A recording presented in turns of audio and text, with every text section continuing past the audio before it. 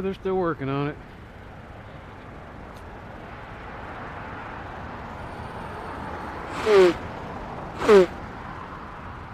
Like I said, something that would normally take them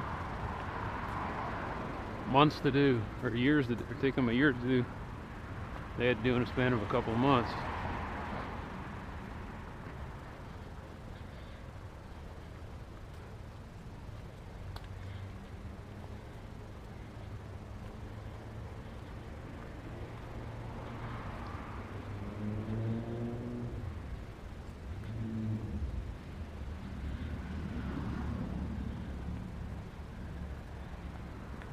Do I feel sorry for him? No.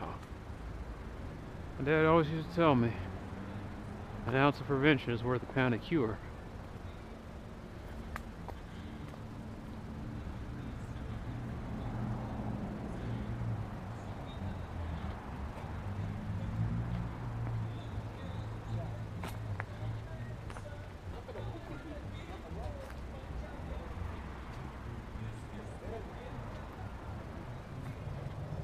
And so what Atmos Energy was doing is they were trying to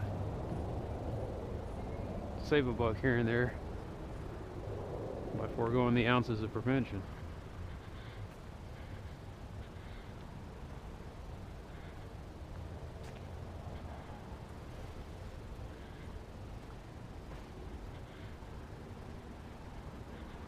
And now they're after paying tons of cure.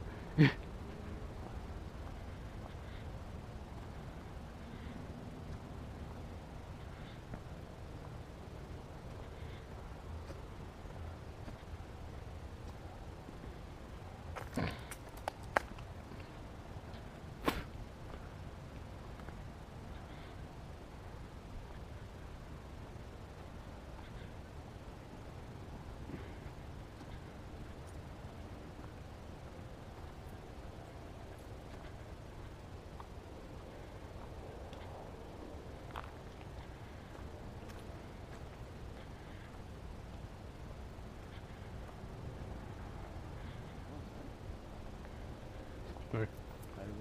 Ready to go?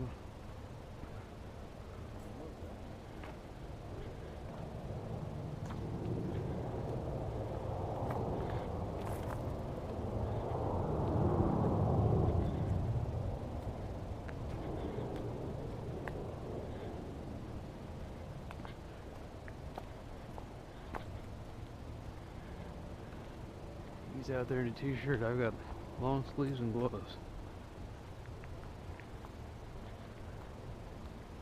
He looks to be about 30 pounds overweight with a lot of adipose tissue. I haven't been eating anything in about, I've been eating 1,500 calories the last 6 weeks.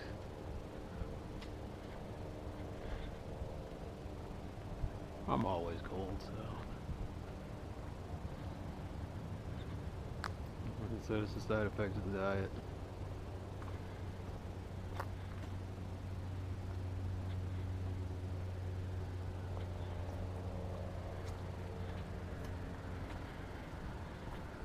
I looked at myself in the camera, I didn't even... One of my videos, it was me going to the eye doctor.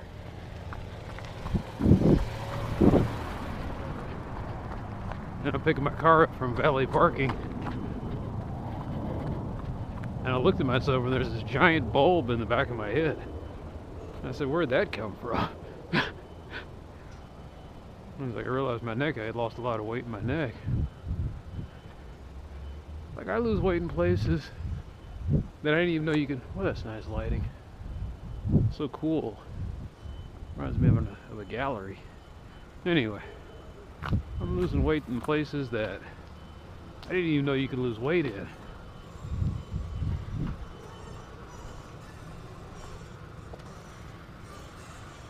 I was like, I wear a size 13. Not according to this, you don't. I was like, I've always worn a size 13. I said, well, did you lose any weight? And I was like, yeah, but you can lose weight in your feet.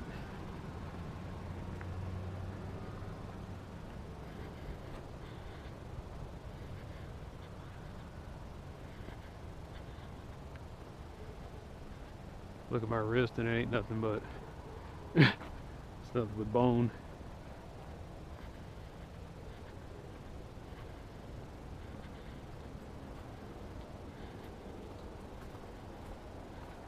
Your body's funny that way.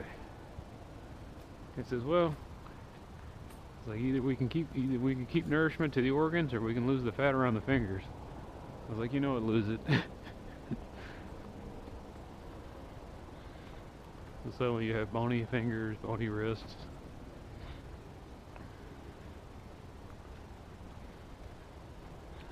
Surprisingly, the shoulders is one of the last places you lose your weight. Losing it in the neck.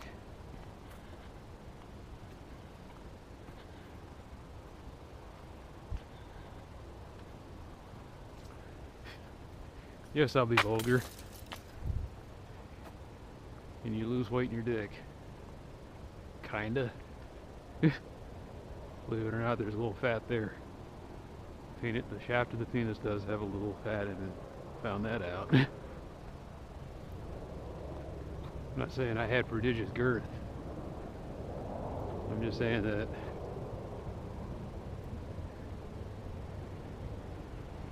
where at one point I had a salami, it looks like I've got a Slim Jim.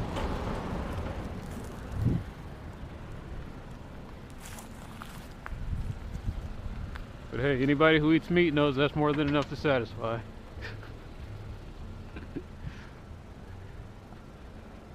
Oh, I can't get enough of it. We gotta talk about tube steak beef. Keep thinking about that school days with Spike Lee. Now here it is, almost damn near 9 o'clock, and everybody's outside partying. Even the dogs are out.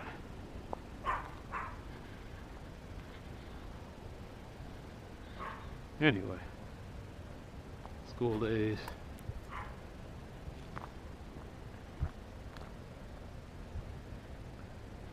Daddy Longstroke.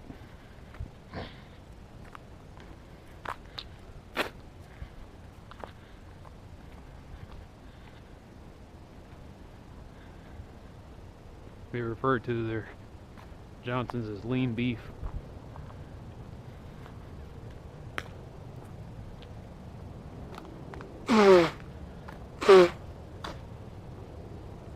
My problem is I'm damn near jerky.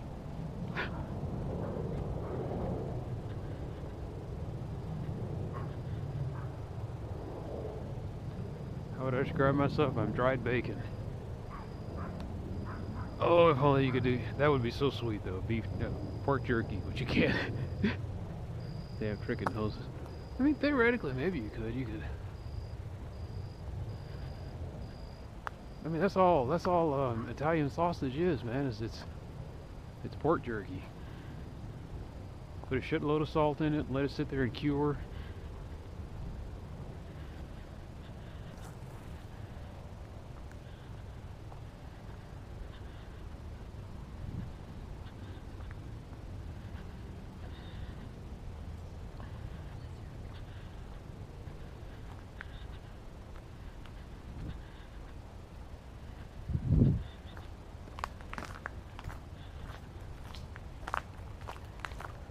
I keep forgetting that people still watch TV.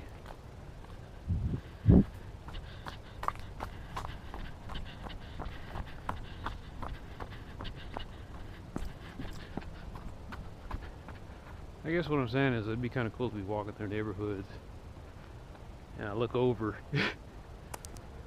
and people are watching sports games or sports TV. Or game shows, or reality TV. Like there's somebody in there running around, jumping, and they're playing video games. Or I hear somebody hacking and slashing. Ah, ah, you know.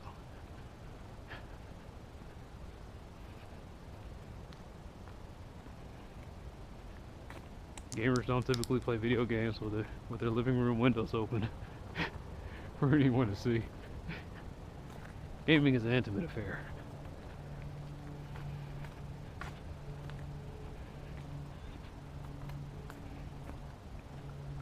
one guy, he told me, he said I have to have a separate room because if I put my thing in the he said if he puts his computer monitor in the bedroom, he won't get any sleep. So he has to force himself to have a computer sitting on a traditional desk.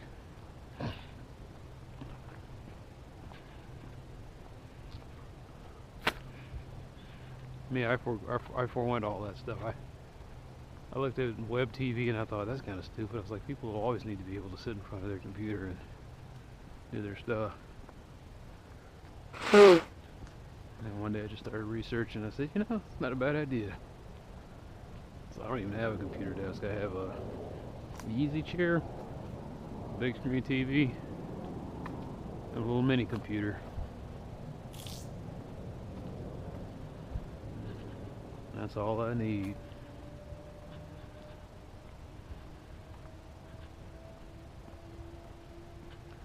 If I do game, I get the game 3 times a year. If I'm lucky. That's what I've been reduced to because I'm a working adult. I'm like an idiot. You know, you do a lot of things. Bought a shit ton of books because I was like, oh, I'll study one day. Bought comic books. One day I'll read all these. Shit ton of video games. Someday I'll play some of these.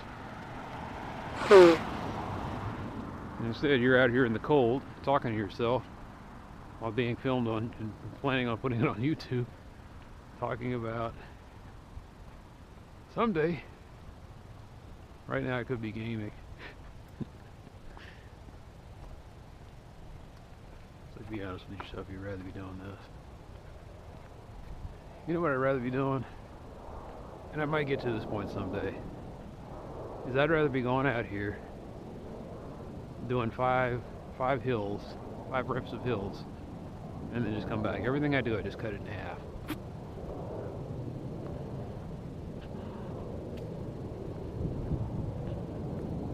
Work out 3 days a week, 2 days a week. I have to work out 4 because I work, but if I didn't work out 4, I'd probably be working out about 5 days a week.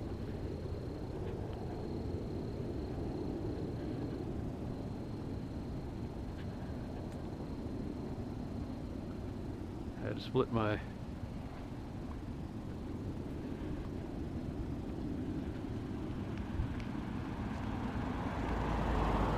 the way I work out is upper body, lower body, upper body, lower body. Upper body shoulders the first day, lower body the back and core, I guess is what you could call it. Upper body the chest, and then lower body the legs.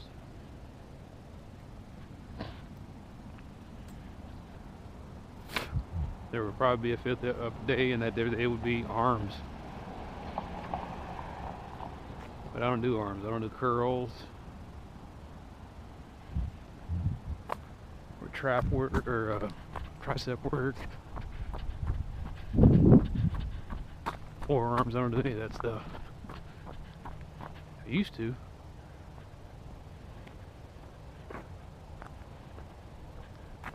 What I got tired of is I had to get up, go to the gym in the middle of the afternoon and fight people on Fridays, and I just got tired of it. Well, that and my work schedule changed.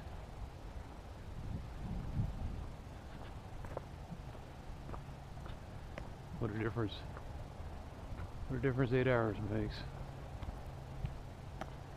I used to work 32 hours a week, boy.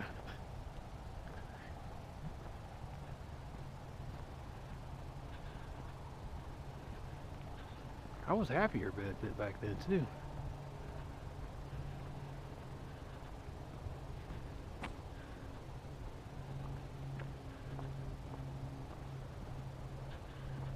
I could go to school.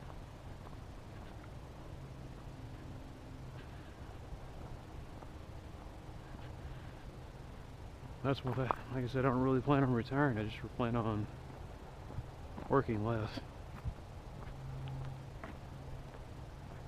hope is to get up to about 50, 60, and then just work part-time while collecting benefits. And when I'm working part-time, I can go back to school and mess with a few things. The guy at work says, "Well, you don't want to be in school forever." I was like, "You don't want to be in school forever. Me, I don't mind it so much." That's what's wrong right now. Is you got an America that sits there and says, "I don't want to learn anything new, man. Why can't I just keep doing it the same way we've been doing it?" I was like, because that's how you die. Organisms have to adapt to change. You don't change, you become a stupid dinosaur. One day the meteor crashes and your ass is a giant meat ice cube. The future will find you and it will use you as fuel.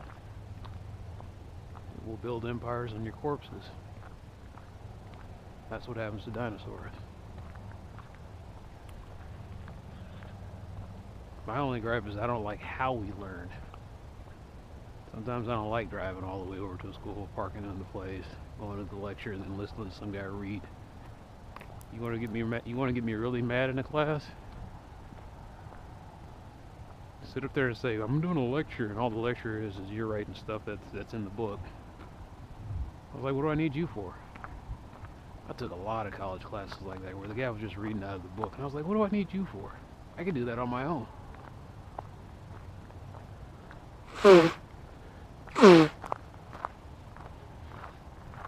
He's not explaining anything in the book, he's just reading it out of there and just parroting. For those teachers who grab the overhead projector and they're just like, "I'm gonna take," and it's just, the overhead projector is just photocopies of the book.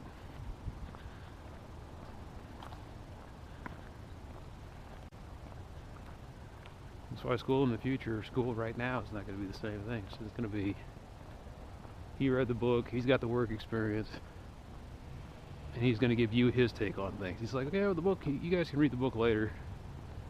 He says, "But here's what I gleaned from it, and here's how it's different from what you do in actual life." Love those classes.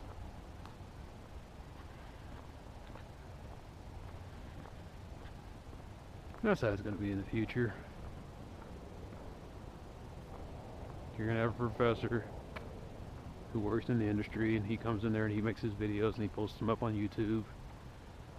You need to come into the classroom, you can. Mostly it's just guys coming into a computer lab.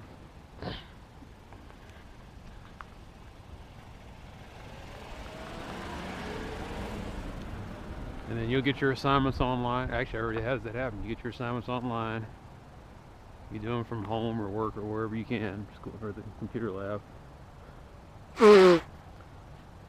And you take tests. I guess that's the only thing you'll need classrooms for in the future, is that you'll still have to have people come in and make sure they're not cheating and take the tests. I don't like the way tests are administered, though. I think it should be 2 parts. I think there should be an oral and a not an oral, I think it should be a written exam just to say, okay, can you read and retain knowledge and apply it? Or can you read the knowledge and retain it? And the second part is the practical.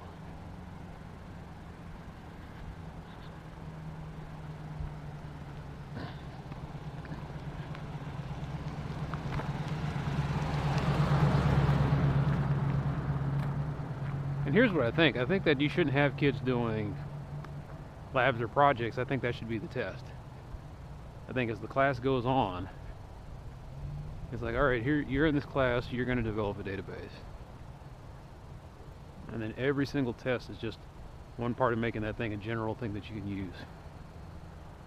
Now, if you want to be different, you can say, look, you guys have to pick. You can make a project / test. That's a little tougher, but at least it would teach kids how to, or it would teach people in general how to do things in real life. It's like, what is it? What is something that you want it to do? What is this database you want it to do? What is this? What do you want this robot to do? What do you see a where do you see a problem that needs to be fixed, and how would you fix that problem?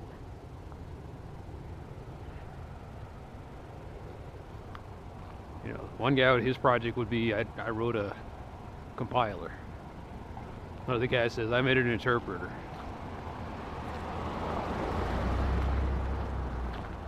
One dude, I guess his project could be, I made a little video game.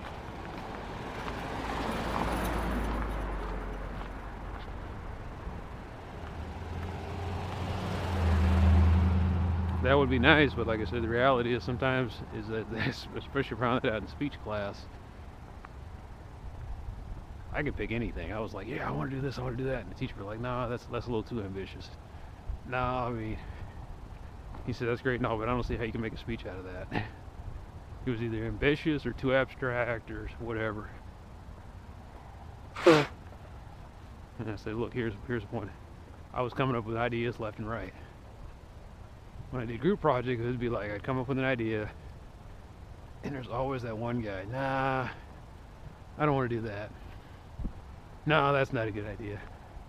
And eventually I just went up to the guy and I said, well, what's your suggestion?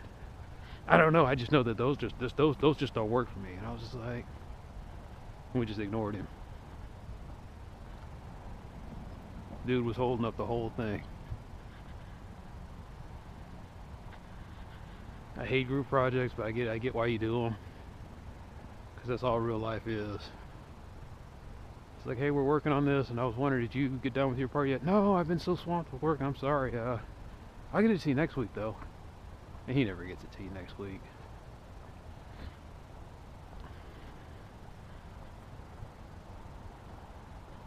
It's what Scott Adams talks about. So, I mean, what is another example? Like in a literature class, I don't know, like I said, it's a little bit tough, I get it. And a literature test is about reading comprehension. You're going to read Voltaire, you're going to read this, because if we want everyone to kind of be on the same page with certain concepts. It came out of the classic Enlightenment period.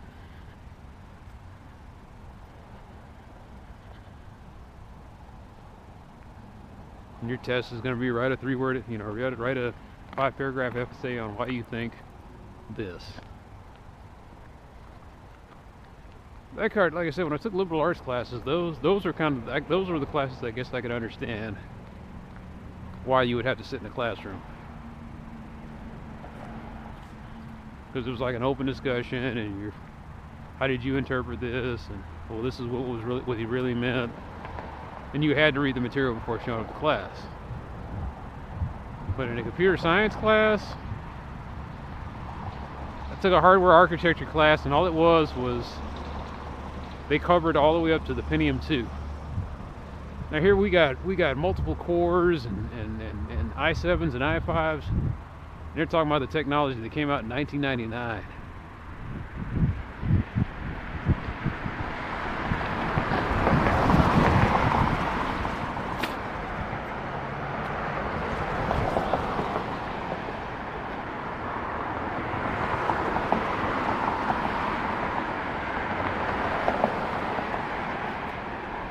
The dude that taught the class, he had been out of the industry for like 20 years,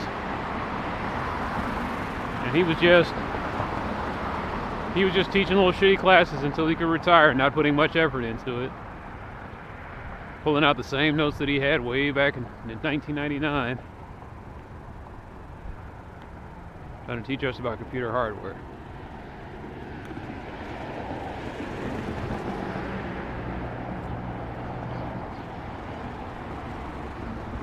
It was kind of cool learning machine language, but ultimately, there's not really much left to glean from that. I mean, everybody's kind of tapped that one out.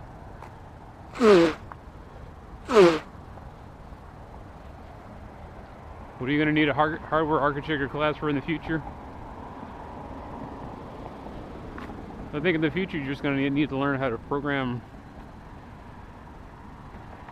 to talk to BIOS. Really useful if, for like hyper-threading, or not hyper-thread, but Hyper-V.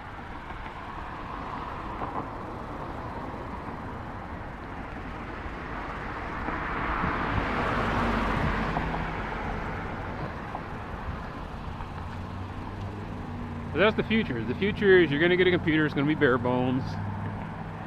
Maybe it'll come with a little thumbstick, or maybe you buy the thumbstick separately. Not even that.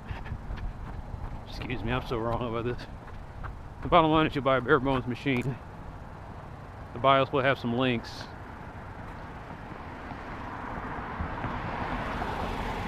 The links will say, look, what operating system you want to put on this. It will send you to a Linux page, and it'll have 40 flavors of Linux. It'll send you to Microsoft's page, and it'll say, is this going to be a server, enterprise, home edition? What's this box going to be used for?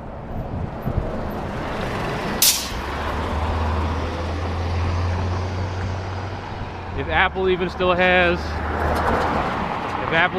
around and has innovative thinkers, you may download the latest version of Mac on your little box. It'll have little cool features. It'll say, oh, you want to make this a game console? No problem, I'll send you to that site too. And you download the OS.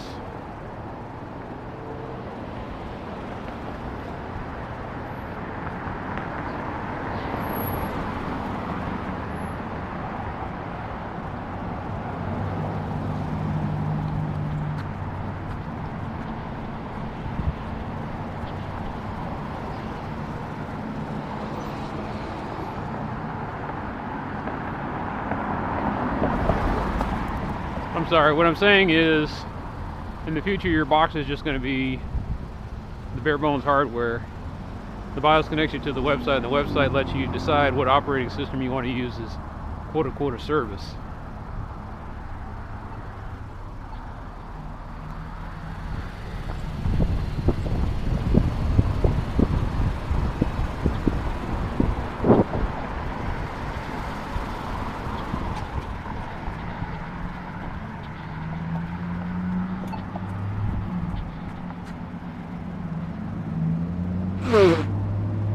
And then it'll say, look, you want to sign up for an account, or do you already have one? You say you already have one, you put in your username and password, and then it commences to installing your little virtual machine hypervisor session. And that's it. Whatever you do on the computer, it syncs it up to the cloud.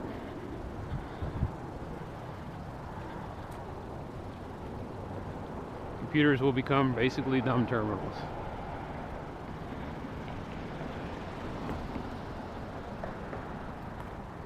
That's what I'm saying. It's like, oh, I never see it that way. It's like, that's the way it is now. Sure, you can still buy physical copies of things, and like a console, basically. You get the console, and you're buying the hardware, and you can buy the discs. But a console that can't connect to the network, it's kind of like a console that doesn't really work. Nowadays, you almost have to have an internet connection to get the thing to work the way it needs to.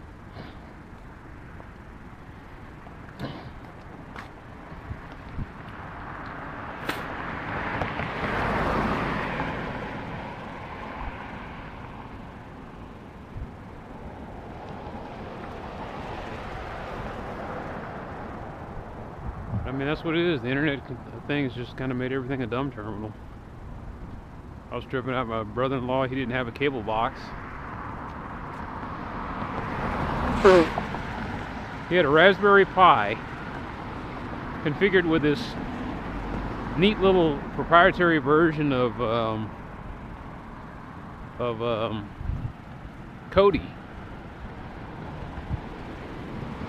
And I mean, it was sweet looking. It had a nice splash screen on it, and you'd go in there and it'd say, what channel do you want to look up? And I was like, well, I'm into this kind of sport. And it connected into some sites that,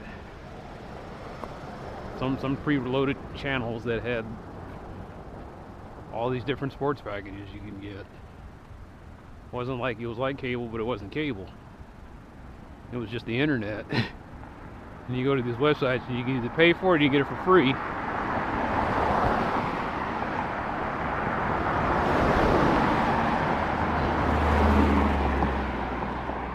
They had porn, they had movie sites. So all you can do is you can just sit there and download torrent/stream movies all day. They had so much porn it would just make you go crazy. It was like whatever you're into, they pretty much had it. Whatever illegal thing you're into. I'm quite sure that if I was adventurous enough, they probably could have found the illegal stuff.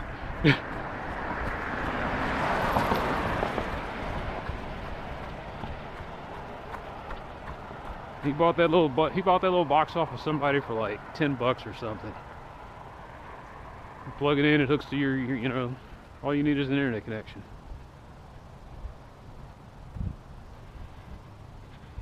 I was like, well, this is the end of cable companies.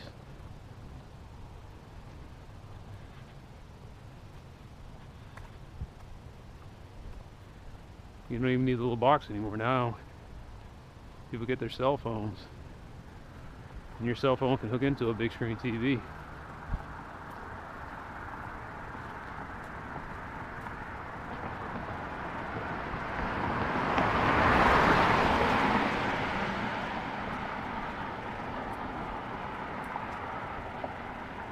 When I get back after I'm done here, I'm gonna eat me a can of beans and I'm gonna watch Peaky Blinders. Like I said, my parents, they still wanted to have, they still needed traditional TV. That's like what she said. My mom says, well, says, how many boxes do we need? And I was like, you have a box in your room? I was like, no, I haven't had cable in years. You don't watch cable? No. And this weird look got on her face like, what? I was like, no, you don't need it. I got way too much stuff, man. I was sitting here, I got a problem right now where, so I was using Linux Mint with Cinnamon, and it was working for me. And then they did an update, and all of a sudden something got broken.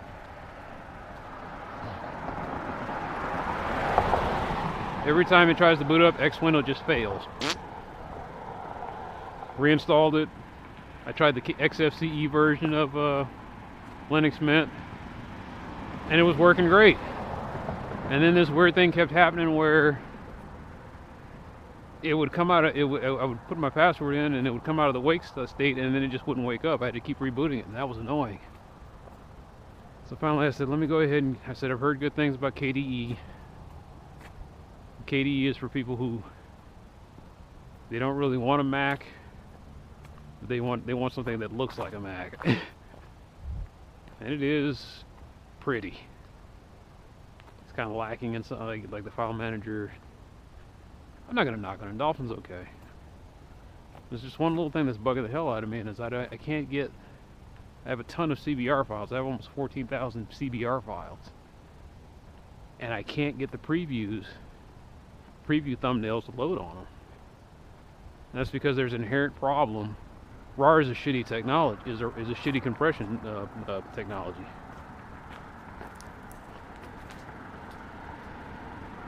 RAR is so buggy, and people pay for this stupid stuff, and it's proprietary. That's the thing that sucks. Zip, man, zip is easy.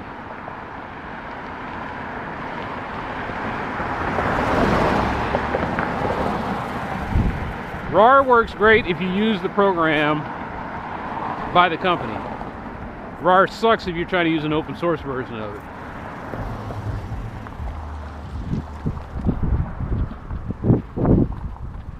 I'm sitting there telling it unRAR. UnRAR says, well, I can't, there's nothing in the archive. I was like, what do you mean there's nothing in the archive? Come to find out that if somebody zips up a package into an archive and the file name and the folder name don't match, you can extract it with a command line utility. So that's a funny bug. So I actually have to go into the graphical interface, select them, extract them. When you extract it using the GUI, it works just fine. Like I said, unRAR, they made their command line as an afterthought. It's a pain in the ass. And the only reason I'm doing this is because There's something wrong with the RAR compression to where it doesn't load thumbnail previews using Dolphin. It's supposed to. People swear up and down that it does. For me, it doesn't. And I think it has something to do with that, what I was just pointing out. If whoever packed my RAR file didn't name the folder the same thing as the file, it can't find anything in the RAR, in the archive. WinZip doesn't have that limitation. Whoever wrote WinZip was smart. Whoever wrote on RAR was just trying to get paid. Or RAR. So now I'm trying to convert all my RAR files to my CBRs to CBZs. I didn't think it'd be this challenging. Just working on a simple little script, man. Anyway, long story short, KDE doesn't seem to have the problems that I was having with XFCE or Cinnamon. I went from, and I keep doing that. Every couple of years I have to sit there and alternate between Ubuntu and Mint. Ubuntu and Mint. Eventually I'll probably just get tired of it and I'll say, look, I'll just use Debian. The reason I don't like using Debian is because I think Debian doesn't have a simple little software center that I can go in and just download and install stuff. I actually have to use a package manager, which can be challenging because you may be installing the wrong packages, and then you have to sit there and figure out the dependencies.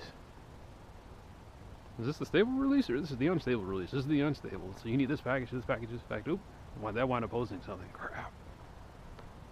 Let's remove it. Well, in order to remove it, you got to remove these dependencies. Fine, whatever, do it. Ubuntu and Mint. You want to install that? Yeah. Okay, I'll take care of the rest of the back end stuff. You don't need to know about all that. It may ask. It says, hey, it says these dependencies have to be met. Are you okay with that? Yeah, I'm fine. Just put it in there.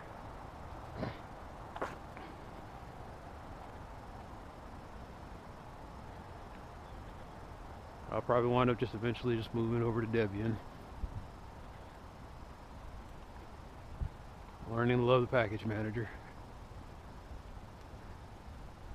My dream would be to have Debian and maybe use the 4 Windows managers and then just kind of switch between sessions. If I want to use GNOME, I can use GNOME. If I want to use GTK, I can use GTK. If I want to use KDE, I can use KDE. If I want to use something else, I can use something else. XFCE.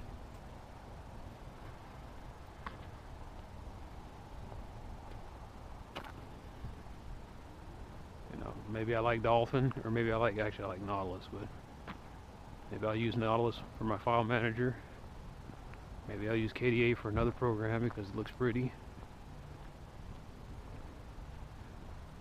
That's where I'm at. That's one of the limitations of Linux.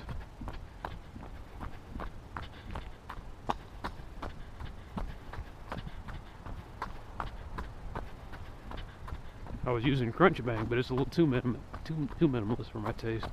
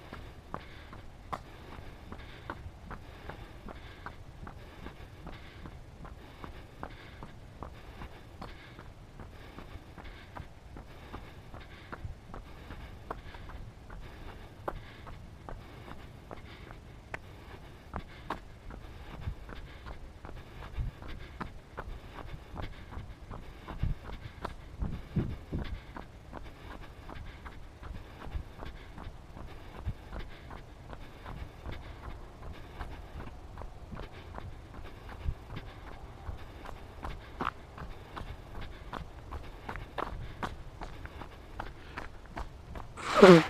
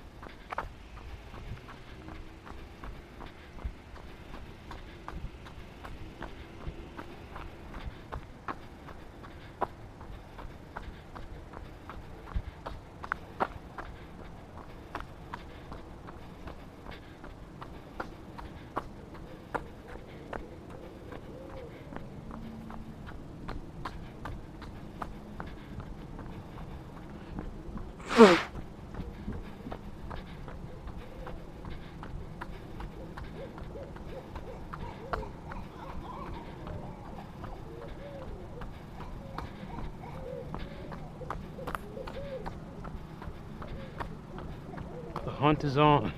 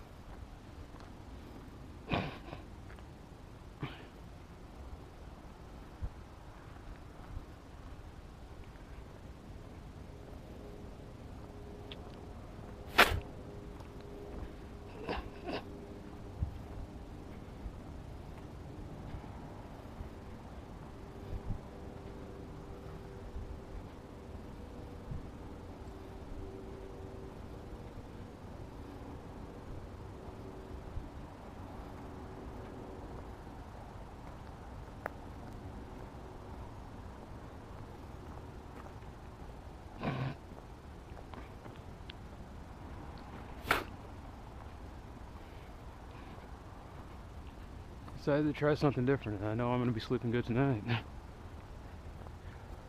What I was reading on runner sites, what they say, the way you're supposed to do hills is you run up them fast and then you walk or jog down them slow.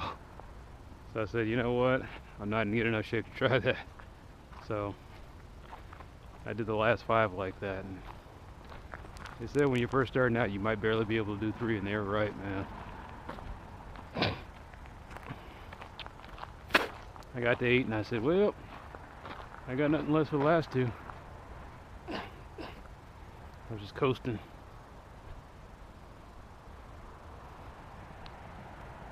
Anyway, getting back to Linux. That's the only drawback about it, man. But it's free. You know, if it's free, I don't mind messing with it a little bit. And the cool thing is, I get to know the nuts and bolts of the operating system. Sometimes I admit I don't want that. I just want to be able to plug it in and get it working. But it's frustrating, but it's kind of fun writing scripts.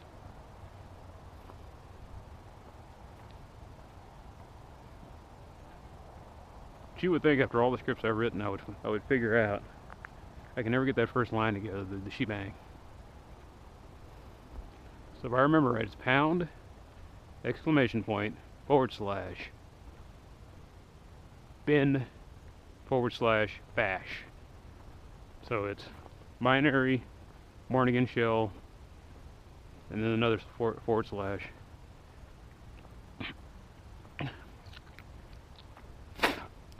I guess the little kernel interpreter reads that and it says, oh, you want the Barnigan shell, okay.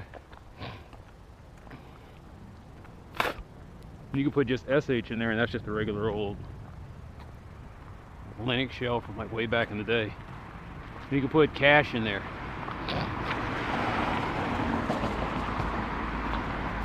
K-A-S-H, I forgot what the cache shell is.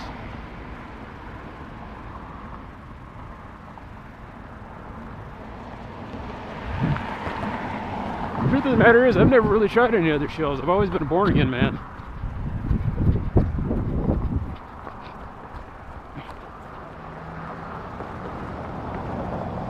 I've never touched Red Hat because I didn't want to pay for Linux. I just thought that was stupid.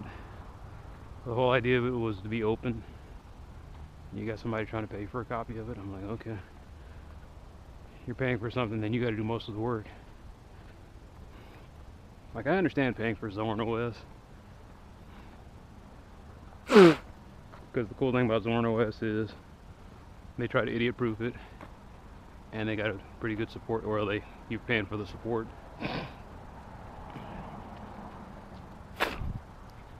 I said, you're tired of Windows? Buy Zorn.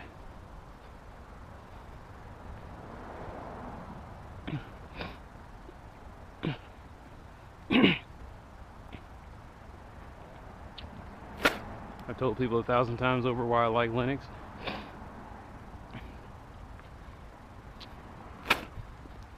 And if the Linux ever gets to the point where you're gaming on it, it's just as good or better than Windows, that's it, man. That's a wrap for Windows. That's the only reason I would even own a copy of it. DirectX. And I'm kind of wondering why Microsoft doesn't just flat out do that. Just make a stripped down version of Windows,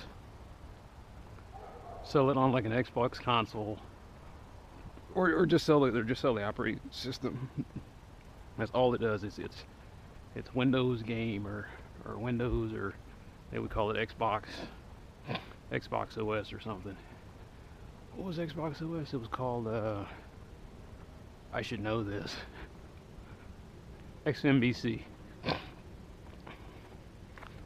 There is an OS, it's called XMBC, and XMBC was the Xbox media player kind of thing.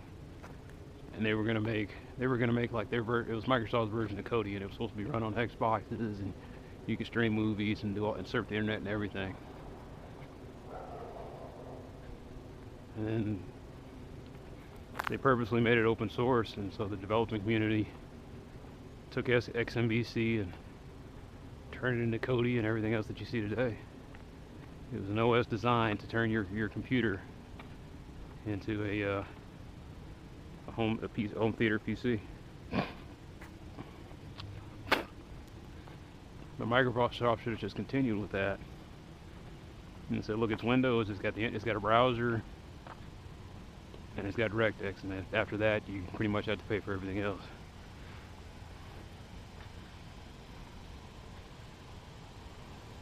I guess technically you could do that with Windows 10 embedded. That's all I want, is I want a stripped down version of Windows that's like $50 or something. And it's like all it's going to do is run games. And it's like that's all I wanted to do. You connect it to the App Store. You can put Steam on there. You can put Origin. It'll load, or you can just run executables from a folder. If you ever decide you want the full version, you could pay there's like a discount or something that you could, for $75. You can get Windows Home or Windows Pro or something like that. $75 for Windows Pro, $75 for Home, $95 for Pro.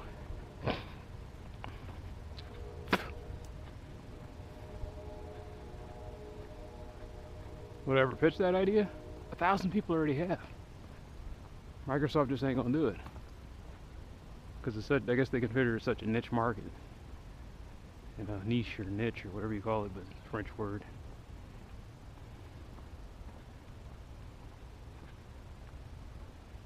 And the sad thing is, because of copyright and intellectual property, someone could come out with that tomorrow. They could say, look, we took Windows XP. They probably could too. They could take Windows XP and strip it down to...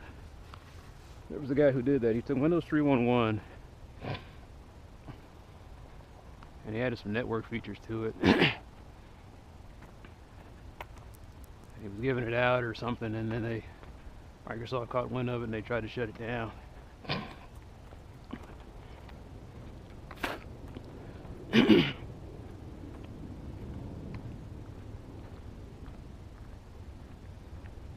What would I do with such a box?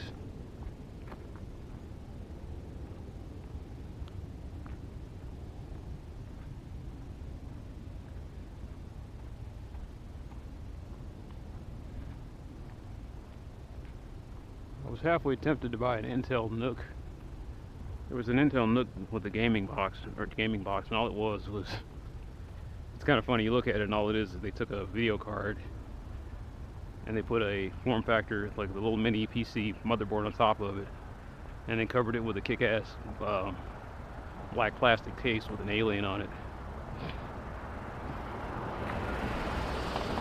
That's all it was, man. It was a video card that had a motherboard slapped on top of it, or had a regular motherboard slapped on top of it.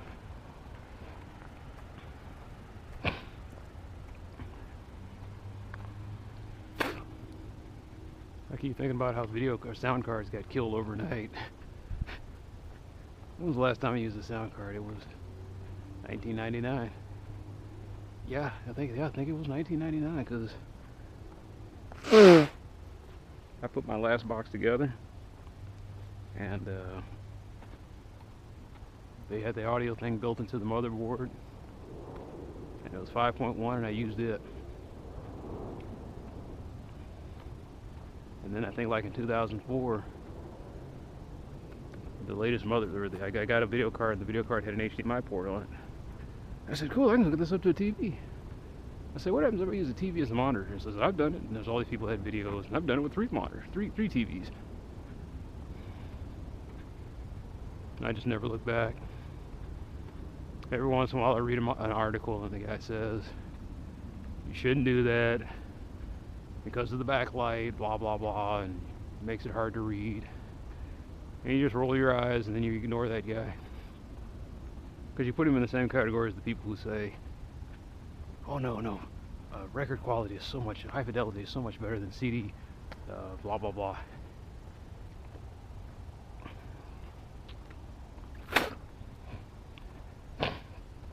I think that was partly true though, wasn't it?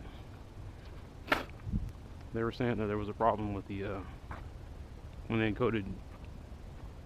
The bottom line is, when the industry was encoding analog to digital, they in an effort for speed and just to cut costs, they didn't do a good enough job. So a lot of the early CDs had really shitty audio quality. They fixed that.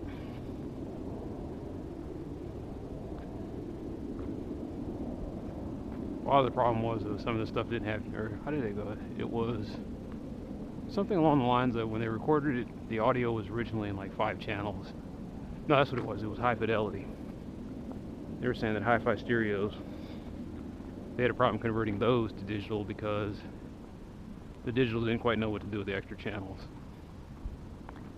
Oh wait. Okay.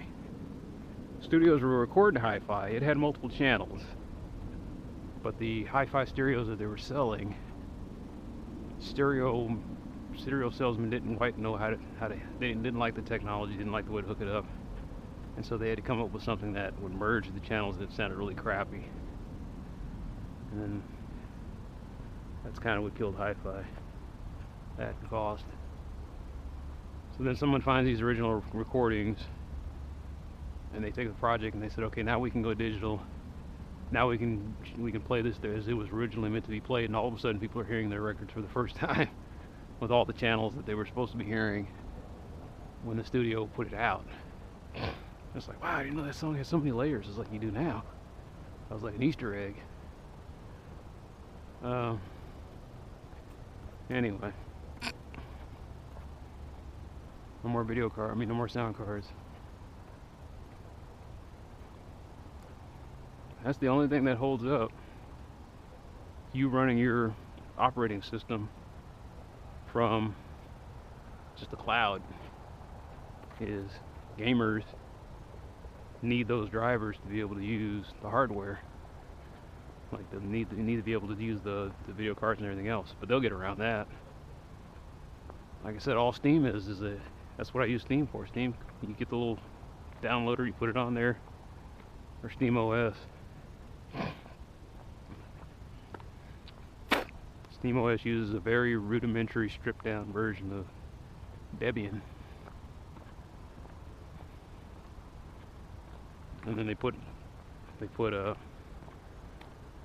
Steam on top of it, a Steam thin client on top of it. And you go out there on the internet and you play.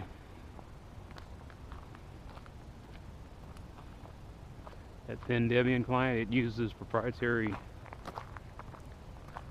video card drivers.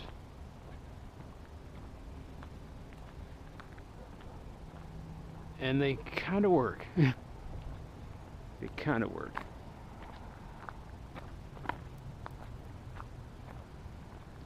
And that whole deal, that had nothing to do with the drivers per se. The problem with that was OpenGL. OpenGL made the mistake of the hardware developers were saying, give us something that's a little bit, that works a little bit, that's a little easier to work with. And the OpenGL folks said, no, do what we tell you. Like, they wouldn't budge an inch on this stuff, and so they got put by the wayside.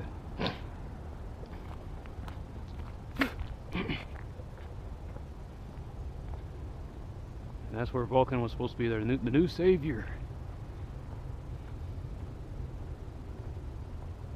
This was a project developed by AMD, Apple, like even NVIDIA tried to dip a hand in it. And it's supposed to be their way of getting around from DirectX and Microsoft. Near as I can tell, it's truth in advertising. I was playing, what was the name of that game? It's a puzzle game. I thought it was an action game. It's just a puzzle game with a lot of philosophy in it. God, what's the name of the stupid game? It's really, really pretty, but I get tired of it because after a while it's just like, this is the philosophy of humanity, and this is why we're going to die someday. And you're like, okay, thanks, man. It's like I'm playing a game and I'm ultra depressed.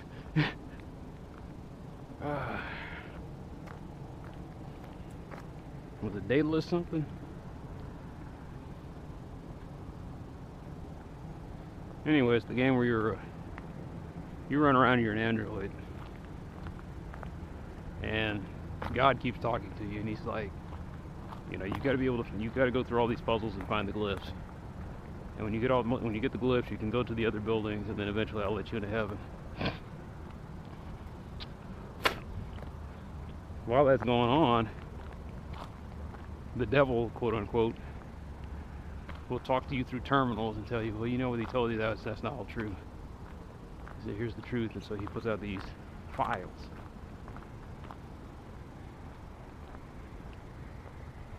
What's the name of that game? Well, if it was worth remembering, I'd remember it, but it was just, I started playing and it gets kind of preachy after a while. But graphically, it's stunning. The water looks like water. You look up in the sky and you can see a beam. You can see the sky is blue, and then you can see like the sun, and then you see like every once in a while you see all the beams coming off the sun, refracted by the dust and mist. And the physics are tight. The physics are so tight that you can't cheat your way through puzzles. I mean, you have to use you can get there's like subtle ways of getting around stuff, but it's all within the framework of the physics. Like there's some puzzles that you can't take stuff out, you can't take the tools out of the puzzles, or so they say. And you have to find little Easter eggs, like there's cracks in the walls, and like just because you can't take the tool out of the area doesn't mean that anything that you generate can't go outside the wall. Like there's these things that shoot lasers, and it turns out you can shoot a laser over a wall into another puzzle room. Never did figure that puzzle out, because the developers made it to where the wall juts out just at one point and it blocks the beam, and it really pisses you off. You're like, damn it, how am I supposed to get around that? And eventually you resort to cheating. You go on the internet and you say, how did you do this? Oh, it turns out there's an extra block underneath that thing, and you got to put it underneath, and it lifts the tripod up a little bit more. Oh, that was stupid.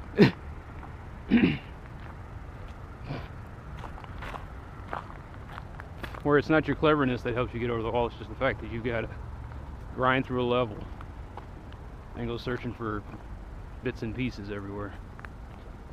So it's an Easter egg hunt with a little puzzle in it. Can't think of the name of the game. When I'm not thinking about it, it'll probably come up. So far, that's the only Vulcan game I know about. Oh, I take that back.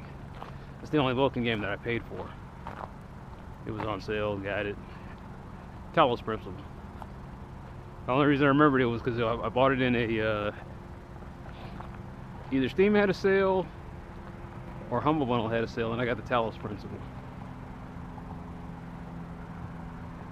And I started playing it, and it was everything they said it was. It was graphically stunning. Like, I couldn't believe I was playing this on Linux. I was like, damn. I was like, alright, when's the glitch going to come in? Where's the one where the water's going to disappear and turn black? Where's the one where it's going to crash? And it never did that. It was just smooth from start to finish. I never had any stutter. I never had any lag. The game just worked. On my little 960 GT. Is it GT or GT? It's GTX. Oh.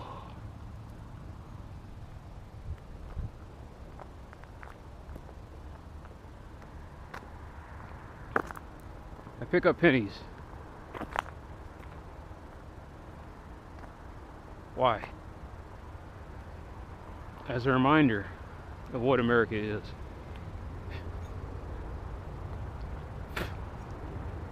They put Lincoln on the lowest denomination of coin.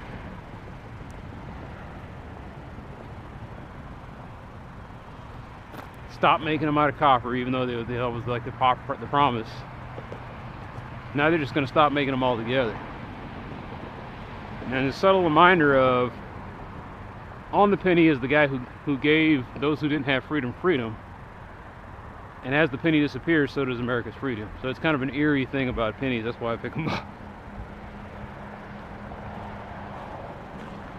A reminder of the disappearing freedoms. Anyway. Doom. Ironic that that's an interesting segue. Doom looked really badass, but I don't have money to be spending on dual video cards. But Doom on Vulcan kicks ass. I think they were saying that was one benchmark where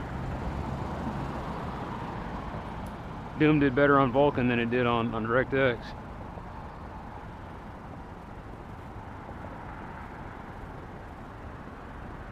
But all of that, how do you make it?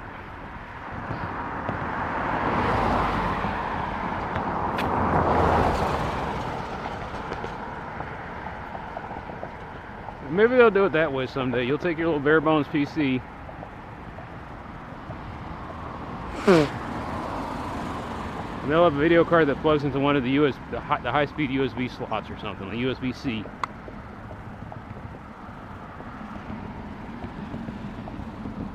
And then what it does is it uses plug and play, and it goes on the internet and it says, okay, this now has functionality on the cloud or something.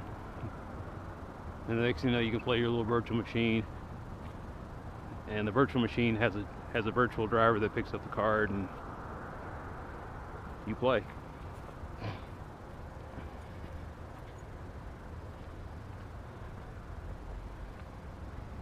I know they're doing something like that now where it's supposed to be, there's a Netflix of games, that's what they call it.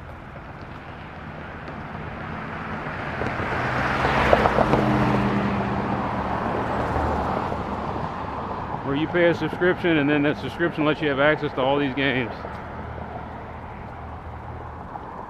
It seems like how everything's going, a la carte subscription models. I pay a subscription for Crunchyroll, even though I don't have to, but I do it because I want it to succeed. Even though some of the things they do annoy me, it's one of the best ways to get anime. And yes, I said anime, I didn't say anime. Because I'm American, fuck you.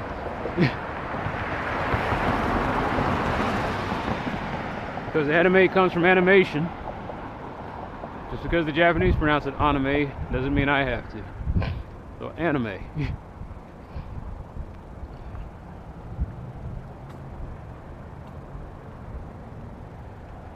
I pay for a Netflix subscription, I pay for Crunchyroll. I'm gonna stop paying for Comixology, because that's just a waste of money. Because I hate their comic book reader. I hate every molecule of it.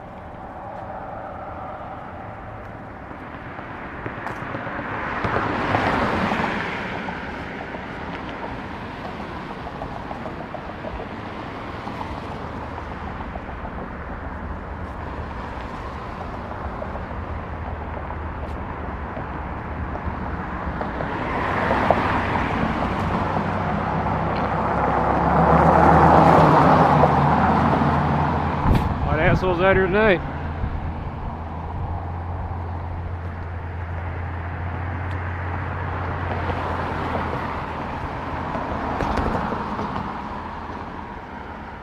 And that's the sad thing about Comixology is the one time I want to be able just to look at a comic book using a web browser on my mobile device is the one time they don't provide it. They said, no, you got to download it on our app, and our app downloads the file to your device.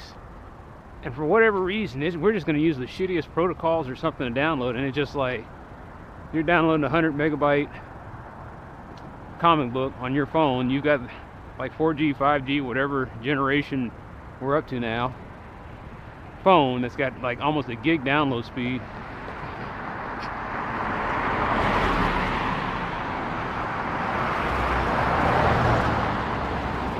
And it takes you an hour to download the file. You don't know why.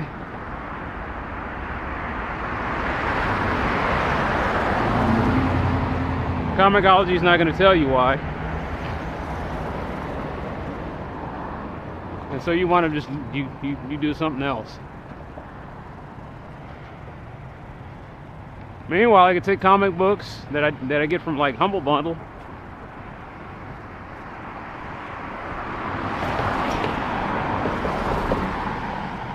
And the time it takes me to download one thing from the Comicology buggy ass app, I could take files, upload them to my Google Drive, download them onto my cell phone, and then use one of those comic book readers from that. And I'm just sitting there reading it while I'm still waiting for the Comicology to finish.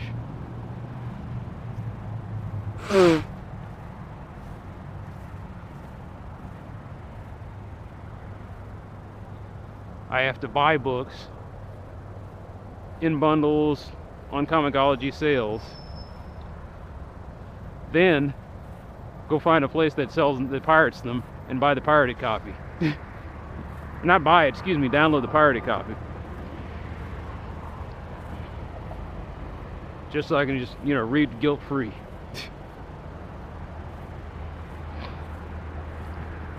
Because I hate using their reader. I'm a guy that I know how to use the shortcuts on a keyboard. And it just makes things a whole lot easier when you don't have to sit there and mouse over to it, click on it, versus you just hit 2 keys with your fingers. So what I like to do, I go to my comic book reader, I hit Control plus, Control minus, sometimes whatever the reader is, you just hit plus minus, zoom in, zoom out. And then I use the arrows up, down, left, right, page up, page down, home, in, and I surf through the dadgum book.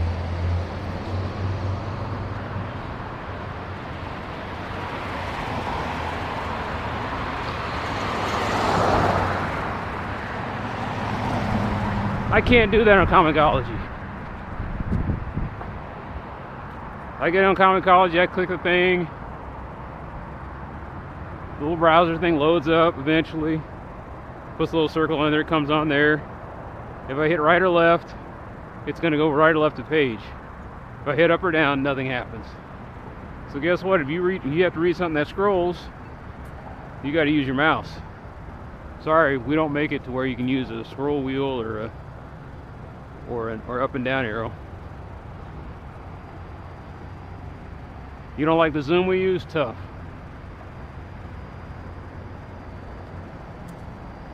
You think our full screen mode's a little buggy? Oh well.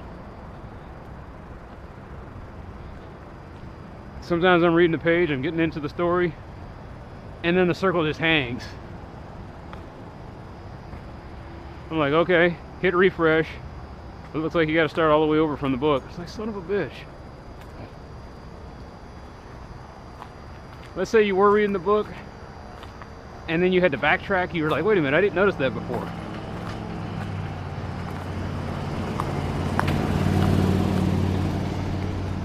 Comicology browser will not let you select the page to go to. It will not let you go to the beginning. If you want to be able to go back through a story, go back through a lot of pages in Comicology, you have to click there. You have to click on their little thing, and then scroll, and then scroll, and then scroll, and then hopefully click on the whatever little thumbnail you think might be the first one.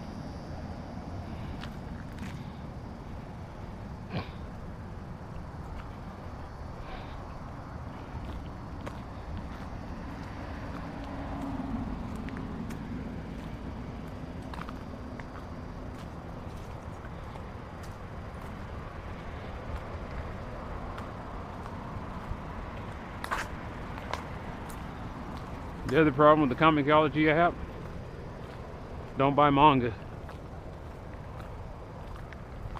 You buy manga on Comicology, you're going to be pissed. At least I am.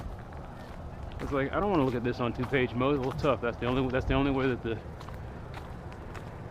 content owners want us to get to it.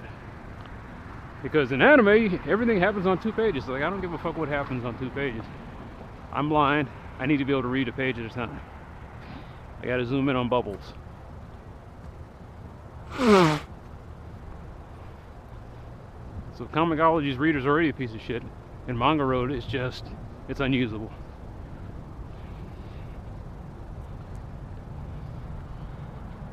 We want you to have the experience of like if you were reading it on a Japanese subway. I was like, I do. I was like, at least I got the frustration part of it.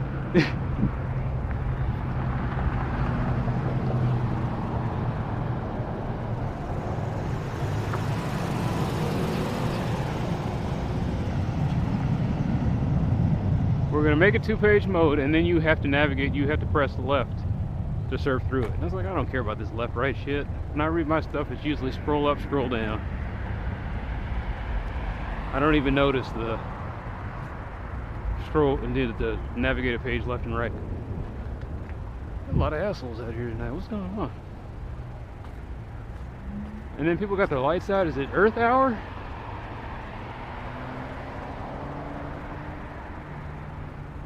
Anyway.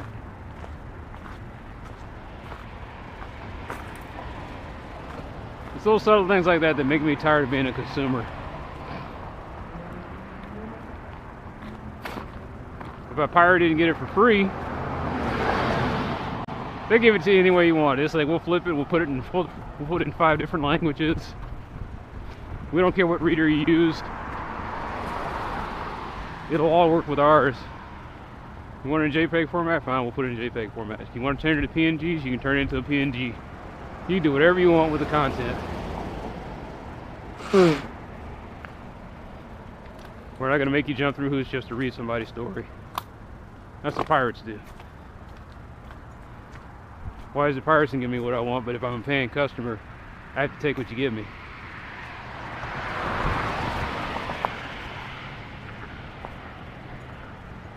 Never understand that.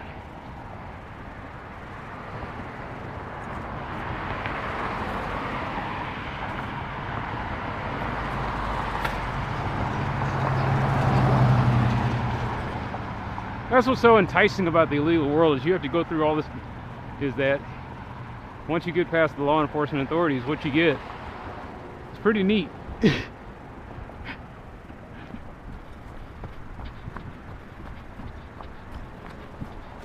Sometimes I think maybe it's just thought control.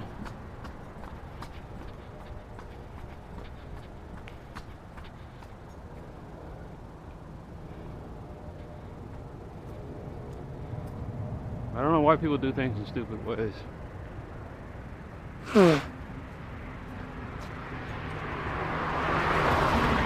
I said people.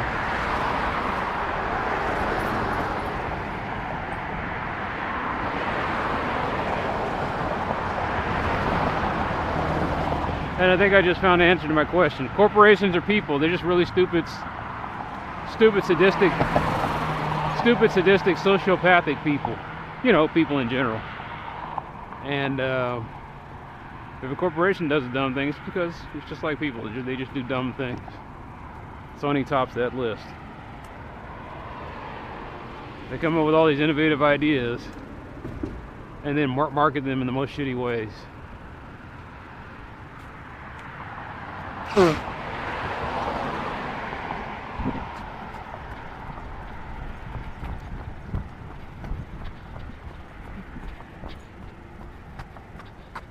I keep waiting for Sony to die, but they get away with being dumb.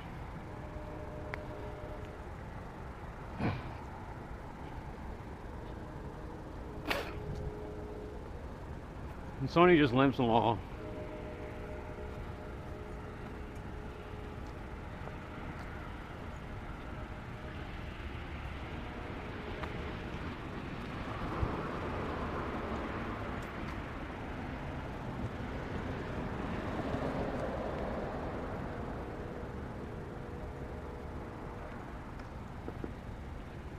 You know, Sony will never be a $1 trillion company because they don't market things in $1 trillion ways.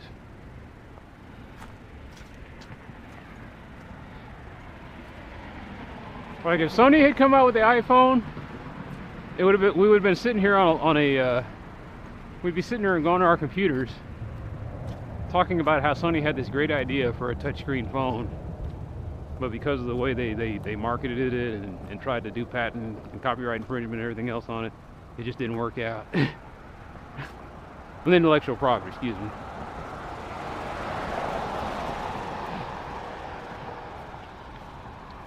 If Sony had came out with Java, nobody'd be using it.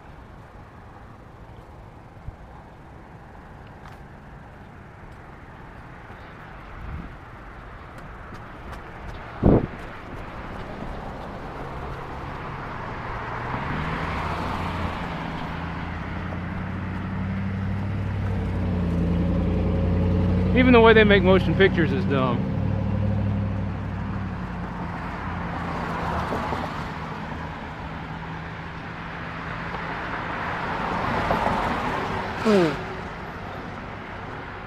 Sony's the bright minds that brought you the reboot of Ghostbusters.